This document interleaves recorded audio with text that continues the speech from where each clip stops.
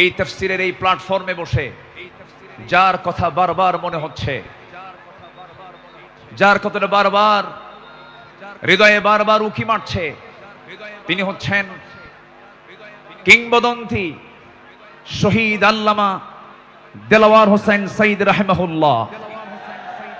সম্মানিত ভাইয়েরা, 2009 সাল আমার জীবনের প্রথম হজ এবং 2009 সালে শহীদ আল্লামা দেলাওয়ার হোসেন সাইদি সাহেবের শেষ হজ।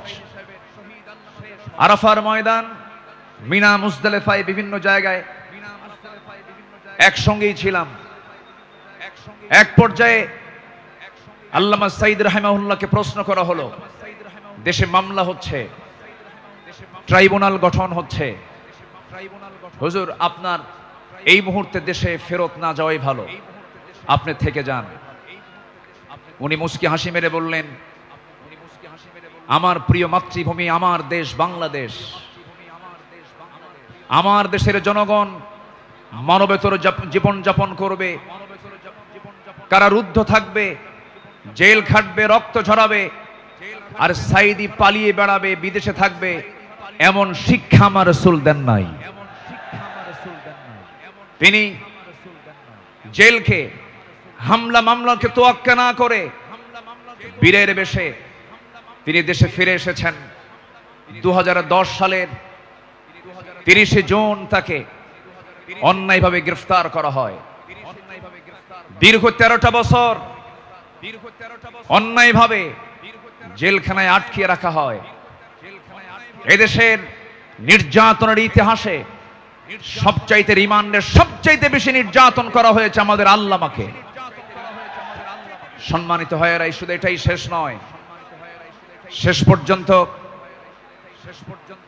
2023 সালের 13ই আগস্ট চিকিৎসার নাম করে সেই জায়গা থেকে, জেলখানা থেকে জোর করে সেখান থেকে বের করে হসপিটালে তাকে ষড়যন্ত্রের মধ্য দিয়ে, ইমাম আবু হানিফার ওই একই পদ্ধতিতে বিষ প্রয়োগের মধ্য দিয়ে পয়জনিং করে তাকে শহীদ করা হয়েছে। আমরা তাফসীর মাহফিলের এই প্ল্যাটফর্ম থেকে, তারই তৈরি করা এই ময়দান থেকে স্পষ্টভাবে জানান দিতে চাই, অবিলম্বে আল্লামা সাইদির খুনি হত্যাকারীদের চূড়ান্ত শাস্তি নিশ্চিত করা হোক। রাজি আছেন কারা কারা? হাত উঁচু করে দেখান মুসলমান।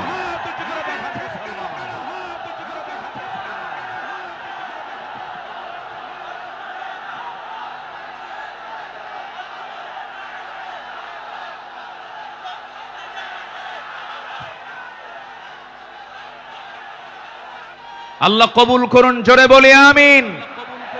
3টা অপরাধের কোনো ক্ষমা নাই। কয়টা?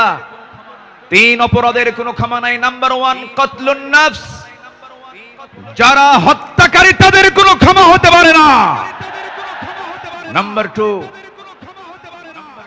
আশ-শাইখুজ জানি, যারা বুড়ো জেনাকার, যারা বুড়ো হওয়ার পরও যারা জেনা করে তাদের কোনো ক্ষমা নাই। যারা দিন থেকে বের হয়ে যায় মুরতাদ, তাদের কোনো ক্ষমা নাই। সম্মানিত ভাইয়েরা, সম্মানিত বন্ধুগণ, সম্মানিত উপস্থিতি, আজকের এই উপস্থিতি প্রমাণ করে আগামীর দেশ কোরআনের দেশ, আগামীর দেশ ইসলামের দেশ। আল্লাহ কবুল করুন, জোরে বলে আমিন, আরো জোরে আমিন। আমার পরে আমাদের সবার কলিজার টুকরা মাজলুম দেশে থাকতে পারেন নাই, অনেক জুলুম তার উপর করা হয়েছে। ডক্টর মিজানুর রহমান আজহারি হাফিজাহুল্লাহ আসবেন, কিন্তু এইরকম যদি আপনারা সাইড টক করেন, কথা বলেন, যদি আওয়াজ করেন, আলোচকের কানে যদি সাইড আওয়াজ যদি চলে আসে, আলোচনা কি ভালো হতে পারে? তাহলে এই বিষয়টি একটু খেয়াল করার চেষ্টা আমি অনুরোধ করব, একটু মেহেরবানি করে, কোনো আওয়াজ না করে, মেহেরবানি করে যে যেখানে আছেন মনোযোগ দিয়ে আমরা কথাগুলো শুনবো। জোরে বলি ইনশাআল্লাহ। আমি আলোচনার সূচনায় কোরআনে কারীমের গুরুত্বপূর্ণ একটি সূরা, সূরাতুল আহজাব থেকে আমি 4টি আয়াতে কারীমা আমি তেলাওয়াত করেছি, যেখানে আমার নবীকে আল্লাহ তাআলা তার কিছু গুণগত দিক তুলে ধরেছেন। এই পৃথিবীতে যত নবী এসেছেন, সকল নবীর ভিতরে সবচাইতে বেশি সম্মানিত নবী হচ্ছেন মুহাম্মদুর রাসূলুল্লাহ। জোরে বলুন মুহাম্মদুর রাসূলুল্লাহ। আল্লাহ তাআলা তার রাসূলকে নাম ধরে ডাকতে পারতেন, কিন্তু নাম ধরে ডাকেন নাই। কি সম্মান দিয়েছেন! আমার নবীর সম্মানটা কত! আল্লাহ রাব্বুল আলামিন অন্য নবীদের নাম ধরে ডেকেছেন, ডাক দিয়েছেন। আল্লাহ রাব্বুল আলামিন বলছেন, ইয়া আদামুসকুন আনতা ওয়া যাওজুকাল জান্নাহ।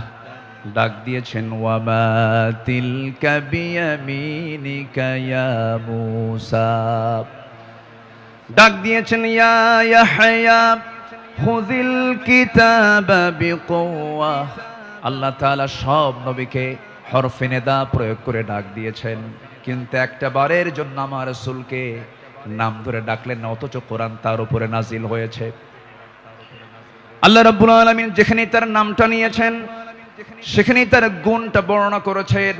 এক জায়গায় বলছেন মুহাম্মাদুর রাসূলুল্লাহ ওয়াল্লাযীনা মাআহু أشداء على الكفار رحماء بينهم تراهم ركعا سجدا يبتغون فضلا من الله ورضوانا سيماهم في وجوههم من أثر السجود জোরে বলুন আল্লাহু আকবার।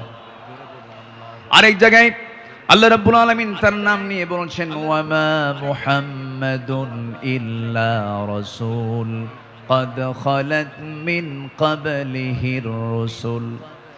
কিন্তু আল্লাহ রাব্বুল আলামিন কোথাও নামকে সম্বোধন করে ডাক দেন নাই, আরেক জায়গায় ডাক দিচ্ছেন, ইয়া আইয়ুহাল মুযাম্মিলু কুমিল লাইলা ইল্লা কালিলা নিসফাহু আও ইনকুস মিনহু কালিলা।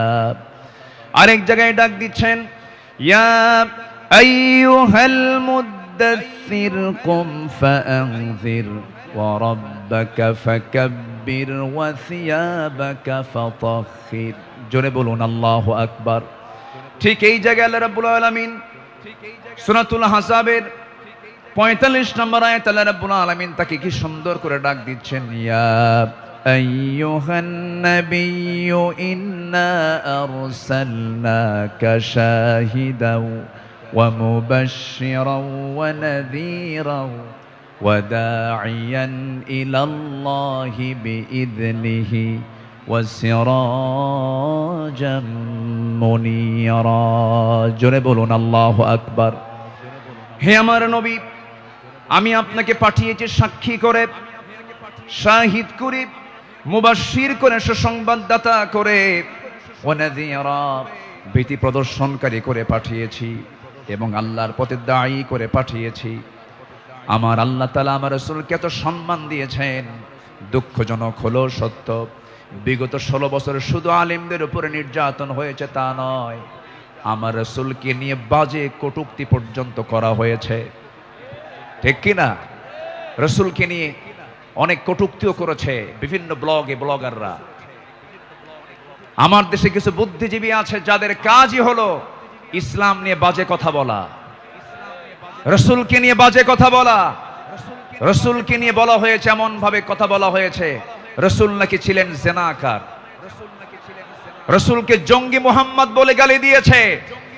ওরা 16 বছর আমাদের তালিকা করেছে, আমরা এখন নাস্তিকদের তালিকা করতে চাই। কোন নাস্তিক কুলাঙ্গারের জন্য বাংলার জমিন আর হতে পারে না। সম্মানিত ভাইয়েরা, সম্মানিত বন্ধুগণ, আল্লামা সাঈদীর ফাঁসির রায় দিয়ে এক কুলাঙ্গার বিচারপতি, কি নাম? হ্যাঁ, মানিক হ্যাঁ, 2 বছর আগে, বছর 2 আগে আমার নামেও তালিকা করেছিল, 116 জন আলেমের তালিকা করেছিল। 2 বছর পার হয় নাই, আল্লাহ তাআলা তার উপযুক্ত জবাব দিয়ে দিয়েছেন।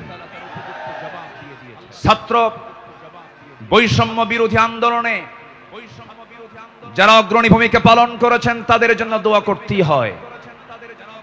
সম্মানিত ভাইয়েরা, এই পেকুয়ার মাটিতে চট্টগ্রাম বিভাগের প্রথম শহীদ হয়েছে এই চট্টগ্রামের এই পেকুয়ার সন্তান শহীদ অসীম। শহীদ অসীমের বাবা আছে কিনা জানি না, তাদের রক্তের বিনিময়ে, তাদের ত্যাগের বিনিময়ে এই বিজয় এসেছে। যুবকরা, তোমরা কোন আদর্শ আর লালন করতে যাবে না। যুবকরা, তোমরা বিজয় পেয়েছো, এই বিজয়কে ধরে রাখার জন্য একটা আদর্শ লালন করতে হবে, সেটা হচ্ছে মুহাম্মদ সাল্লাল্লাহু আলাইহি ওয়াসাল্লাম। তাহলেই সফল হবে। লাকাদ কানা লাকুম ফি রাসূলিল্লাহি উসওয়াতুন হাসানা লিমান কানা ইয়ারজুল্লাহ ওয়াল ইয়াউমাল আখির ওয়া যাকারাল্লাহ কাসীরা। সম্মানিত যুবকরা, আজকের মাহফিলে বেশি যুবকরা, ওই নেতৃত্বের মুখে তোমরা থুতু মারো যে নেতা তোমাকে নামাজের কথা বলে না, যে নেতা তোমাকে পরকালের কথা শোনায় না, যে নেতা তোমার হাতে অস্ত্র তুলে দেয়, যে নেতা তোমার হাতে নারী তুলে দেয়, ইয়াবা তুলে দেয়, মাদক তুলে দেয়, ওই সমস্ত নেতৃত্বের মুখে আমরা জুতা মারি, থুতু মারি। রাজি আছেন কারা কারা? হাত উঁচু করে দেখা।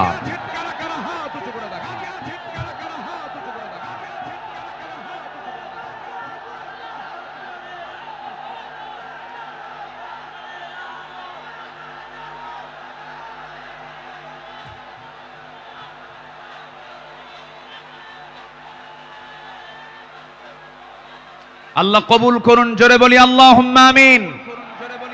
যুবকরা, তোমাদের হাতে আগামীর বাংলাদেশ, নতুন বাংলাদেশ গড়ার জন্য কোন আদর্শ আমরা মানি না, আমরা মানি উসওয়ায়ে হাসানা, নবীর আদর্শ, নবীর আদর্শ, নবীর আদর্শ। আল্লাহ কবুল করুন, জোরে বলে আমিন। প্রত্যেক মাহফিলে টাইম সিলেকশন থাকে না, আজকের মাহফিলে টাইম সিলেকশন আছে। আমাকে খুব অল্প সময়ের মধ্যে হয়তো আমাকে শেষ করতে হবে, এই জন্য আমাকে সামারাইজ করে, সংক্ষিপ্ত করে কিছু কথা বলতে হচ্ছে। সম্মানিত ভাইয়েরা, সম্মানিত বন্ধুগণ, এই মাহফিলের এই প্ল্যাটফর্মে 16 বছর যারা এই কাজ করেছেন তাদেরকে ভালোভাবে মাহফিল করতে দেওয়া হয়নি। আমি আব্দুল্লাহ আল আমিন, আমাকে কত জায়গা থেকে মাহফিলের এই প্ল্যাটফর্ম থেকে, এই চেয়ার থেকে কতবার ধরে নিয়ে যাওয়া হয়েছে, এটার হিসাব আমার নাই। সাতক্ষীরায় গেলাম, খুলনায় গেলাম, পাবনাতে, পাবনার দারুল আমান ট্রাস্ট, আল্লামা সাঈদীর শেষ মাহফিল ছিল 2010 সাল। এরপরে 2011, 12, 13, 14 এই কয়েক বছর মাহফিল কোনো মতো করতে পারছি। এরপরেই 2015 সালে সেই মাহফিল করতে গিয়ে আমাকে লক্ষ্য করে গুলি পর্যন্ত করা হয়েছে। সম্মানিত ভাইয়েরা, এরকম করে তারা চেয়েছিল এই আওয়াজকে বন্ধ করতে, কিন্তু না, কোরআনের আওয়াজ যারা বন্ধ করতে চেয়েছে তাদের আওয়াজই বন্ধ হয়ে গেছে। তারা কি আছে? আলেমরা পালায়, আস্তে কোন আলেমরা পালায়। পালায় কারা? আমাদেরকে যারা রাজাকার বলে গালি দিয়েছে, পাকিস্তানি রাজাকার বলেছে, আমরা কেউ পাকিস্তান যাই নাই। দিল্লি রাজাকার সব দিল্লি গিয়ে বসে আছে।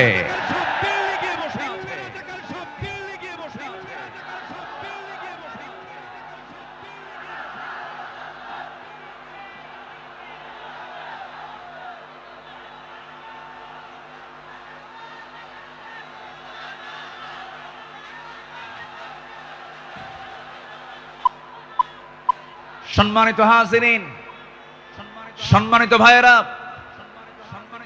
তাহলে আমাদের আদর্শ, আমাদের চেতনা, আমাদের মূল নেতা একজন, তিনি হচ্ছেন মুহাম্মদুর রাসূলুল্লাহ।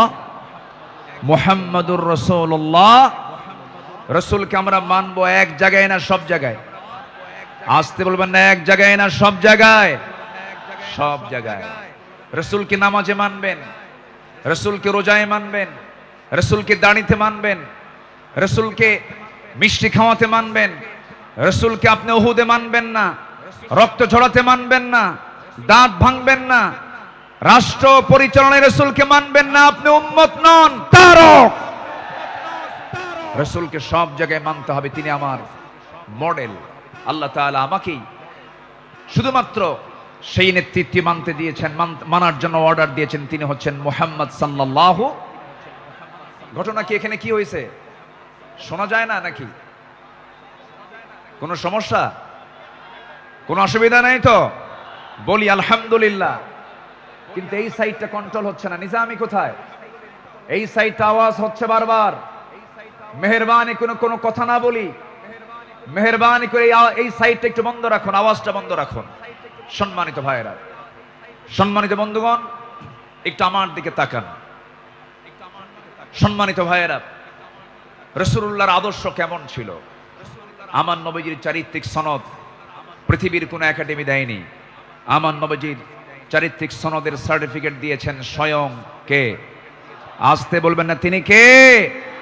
আল্লাহ তাআলা।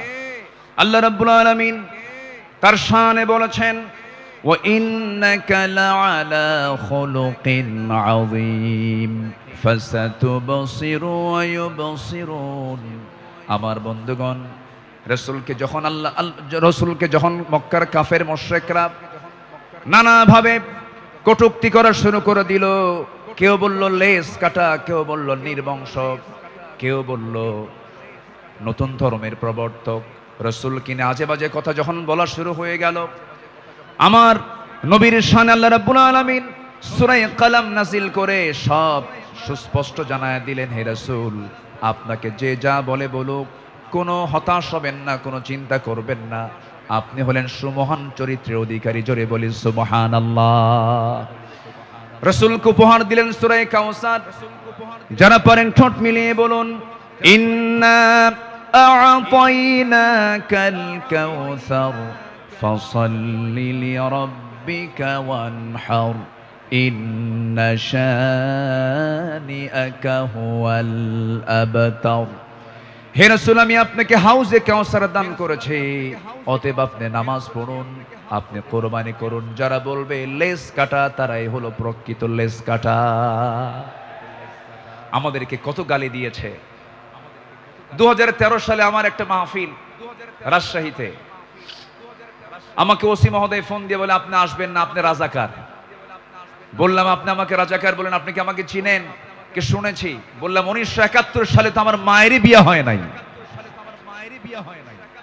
71 সালের ঘটনা, 1971 সালের ঘটনা। সাক্ষীর জন্ম হলো 76। সাক্ষীর জন্ম কি? 76। তাহলে এই সাক্ষী 71-এর ঘটনা দেখলো কেমনে? রুহের জগৎ থেকে দেখছে।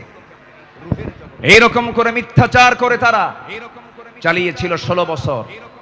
ফেরাউন পৃথিবীতে বেঁচে ছিল হলো 1600 বছর, এরা ছিল 16 বছর। সংখ্যার যে মিল হলো কেমনে বুঝলাম না। একটা সংখ্যার মিল আছে না? নাই। চরিত্রেরও মিল আছে। ফেরাউনের একটাই সমস্যা ছিল, সেটা হলো আমাকে ক্ষমতায় থাকতেই হবে, প্রয়োজনে আমার মানুষ দরকার নেই, মেরে শেষ করে দেবে। ইযাববিহুনা আবনাআকুম ওয়া ইস্তাহয়ুনা নিসাআকুম। ফেরাউন কি করেছিল? জীবিত মায়ের পেট চিরে ছেলে সন্তানগুলোকে হত্যা করেছিল। এই পৃথিবীতে হত্যা রাজনীতি, ক্ষমতাকে পাকাপোক্ত করার জন্য হত্যা রাজনীতি প্রথম শুরু করেছিল ফেরাউন।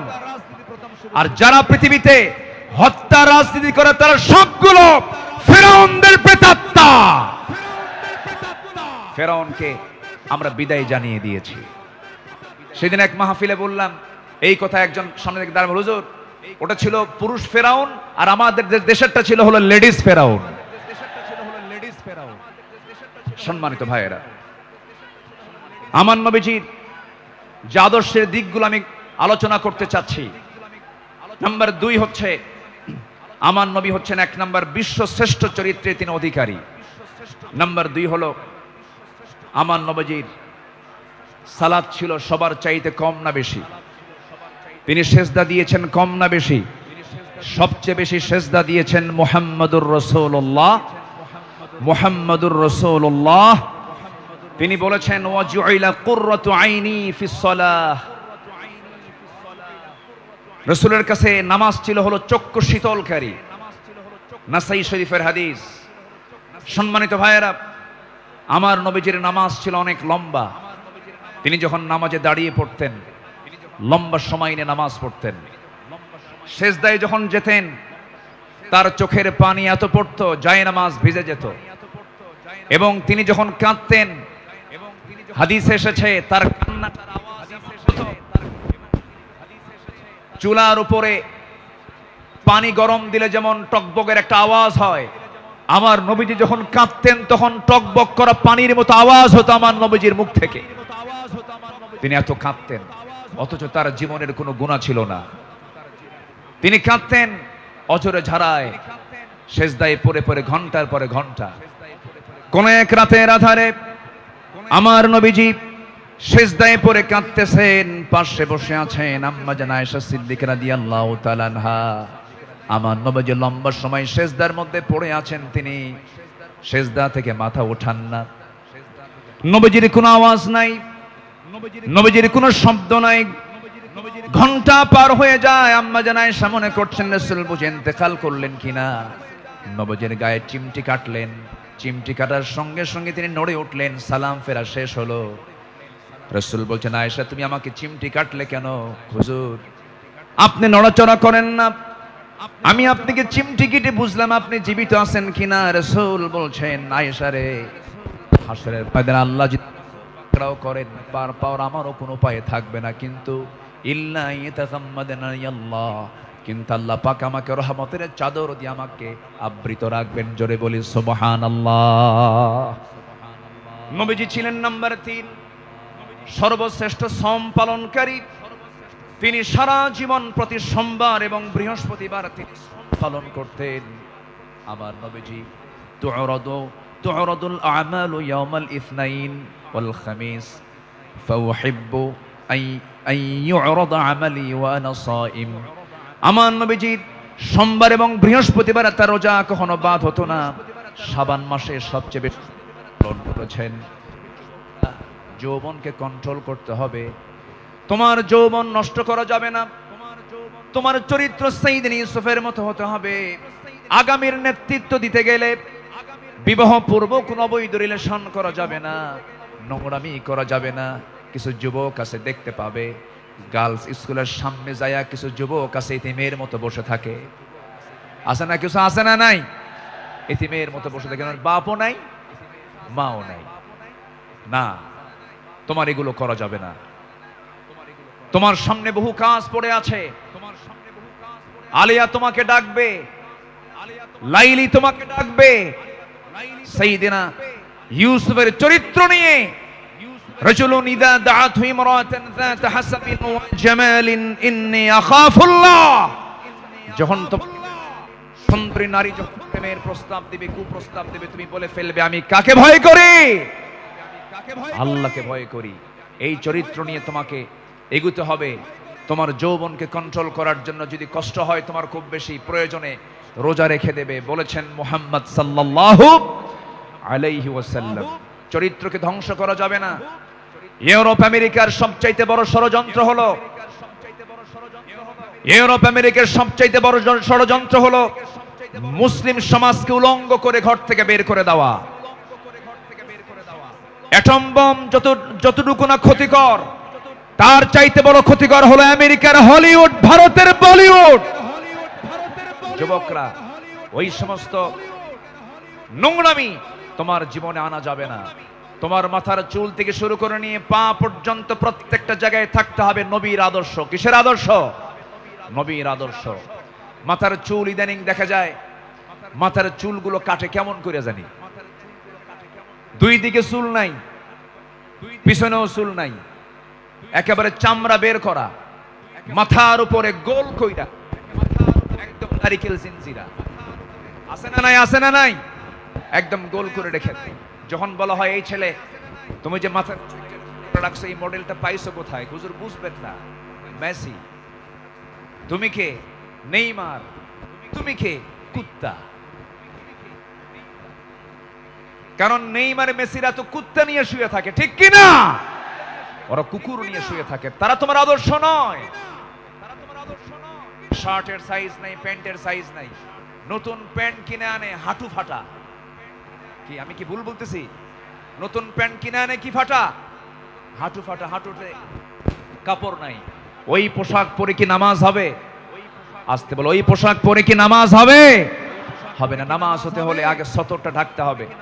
অনেকদিন আগে এক মসজিদে ঢুকলাম আমি, নামাজ শুরু করব, ঢুকেই তো 2 রাকাত নামাজ। আমাদের দেশে বিভিন্ন মসজিদে লেখা থেকে লাল বাতি জ্বলাকালীন অবস্থায় নামাজ নিষেধ, এটা মানবেন না।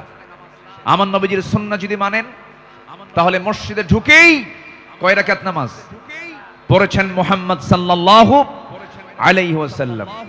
তো আমি ভিতরে ঢুকে নামাজ শুরু করব, দেখি সামনে এক যুবক নামাজে দাঁড়াইছে, এরকম একটা প্যান্ট আর শার্ট নিয়ে। তো ভাবলাম দেখি ওর নামাজটা আগে দেখি। রুকুতে যখন গেছে, রুকুর ঠেলায় দেখি শার্ট উপরে, প্যান্টটা নিচের দিকে, মাঝখানে ফাঁকা। তো ভাবলাম এই তো রুকুর হাল, সেজদায় যে কি হবে আল্লাহই জানে। সেজদায় যখন গেছে তখন দেখি প্যান্ট খুইলা আন্ডার প্যান্ট বের হইছে। এই হলো পোশাকের হাল। এই জাতীয় কোনো পোশাক যুবকরা পরবে না। তোমার সূরত এবং সিরাত হতে হবে নবীর আদর্শ উজ্জীবিত, নবীর আদর্শের মতো হতে হবে, নবীর আদর্শকে লালন করতে হবে। সম্মানিত ভাইয়েরা, নাম্বার 4, আমার নবী ছিলেন অশেষ দানশীলতার শ্রেষ্ঠ একটা উদাহরণ। তিনি বেহিসাবি দান করতেন, কিচ্ছু রাখতেন না, সব দিয়ে দিতেন দিন প্রতিষ্ঠার সংগ্রামে। রাসূল যেদিন মারা যাবেন, আমার নবীজির ইন্তেকালের সময় হয়ে গেল, নবীজি দুনিয়া থেকে বিদায় নেবেন। আম্মা জান আয়েশার মাথা, আম্মা জান আয়েশার উরুর উপরে মাথা রেখেছেন। নবীজি যে কোনো মুহূর্তে দুনিয়া থেকে বিদায় নেবেন। এমন সময় বলছেন, আয়েশা রে, আমি মনে হয় দুনিয়া থেকে বিদায় নেব, আমার মনে হয় বিদায় লগনটা চলে আসছে, যে কোনো মুহূর্তে মালাকুল মউত চলে আসবে। দেখো তো আমার ঘরের মধ্যে কোনো কিছু আছে নাকি। গোটা ঘর তালাশ করে কয়েকটা স্বর্ণের টুকরা বের হলো। আমার নবী হাতে তালতি নিয়ে বললেন, আয়েশা, এতটুকুন সম্পদ আমি রাখতে চাই না, এতটুকুন সম্পদ আমি একামতে দিনের কাজে আমি দান করে দুনিয়া থেকে বিদায় হতে চাই। আমার নবী 2 হাতে দান করেছেন। নাম্বার 5 হলো পৃথিবীর সবচেয়ে শ্রেষ্ঠ সৎ, প্রেমময় এবং সৎ ন্যায়পরায়ণ স্বামী ছিলেন। আম্মা জান আয়েশা বলেন, রাসূল আমাকে এত পরিমাণ ভালোবাসেন। রাসূল বলেছেন, আমার যেমন শ্রেষ্ঠ, আমার স্ত্রী হলো সবার মধ্যে শ্রেষ্ঠ। আমি আয়েশাকে দারুণ ভালোবাসি। আমার নবীজি একজন আদর্শ স্বামী ছিলেন, শ্রেষ্ঠ স্বামী ছিলেন। আমার চারিত্রিক শেষ করতে পারবে না, কারণ চারিত্রিক সনদ আল্লাহ আর তার চরিত্র হলো কানা খুলুহু, তার চরিত্রই হলো কোরআনে কারীম। জোরে বলি সুবহানাল্লাহ। আমার নবী নাম্বার 6, তিনি ছিলেন একজন অলংকারিত শ্রেষ্ঠ বাবা। এমন বাবা পৃথিবীতে খুঁজে পাওয়া যাবে না। 4 মেয়ের বাপ ছিলেন। কয় মেয়ের বাপ ছিলেন বলেন? কয় মেয়ের বাপ ছিলেন? আল্লাহ পাক আমাকেও আপনাদের দোয়ায় 4টা মেয়ের বাবা আমাকে বানিয়েছেন। এত আস্তে আলহামদুলিল্লাহ বললেন। বিয়ে কি আপনি দিবেন? বলেন না আলহামদুলিল্লাহ। 4টা মেয়ের বাবা ছিলেন মুহাম্মদ সাল্লাল্লাহু আলাইহি ওয়াসাল্লাম। নবীজি মেয়েদেরকে বিয়ে দিয়েছেন।